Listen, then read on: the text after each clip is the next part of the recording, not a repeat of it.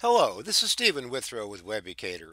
In this video, I'm going to show you a solution Francesca Azzola came up with for Android Promoted Actions floating action button. Francesca agreed to let us create this video showing his solution, which is available as an article here on his blog at the URL shown here. Android L, or Lollipop, introduced a new design pattern that we can implement called Promoted Actions. Francesco illustrates this using an image button that floats above a list view. Here we have a screenshot of his application. Notice the image button in the lower right-hand corner. The image button is created in the Layout XML, and Francesca shows us the code for that. Notice the elevation, background, and state list animator. The elevation of one density independent pixel is going to create a shadow effect so that the button appears to be floating, hovering above the list. In the background, he will produce an animation called Ripple. Ripple is going to give the effect when the button is pushed of the button actually descending, and then when we push the button again, the button will appear to rise. The animation for the ripple effect is shown here in the XML. The start Z and end Z dimension indicates the amount of transition in the Z axis. That's the axis coming out of the phone screen.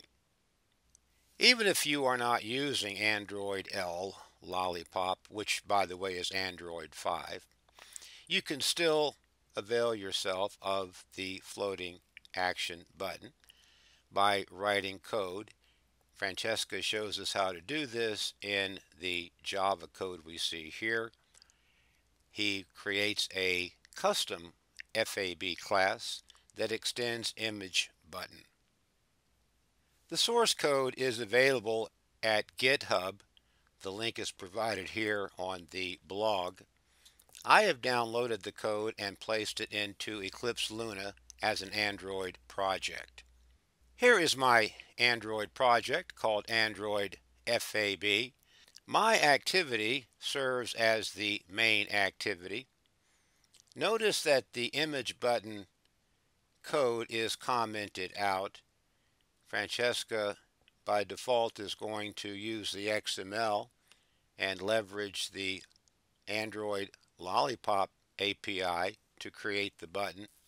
I'm going to run the application. I have created a phone device in the Android Virtual Device Manager. I have already started this virtual device.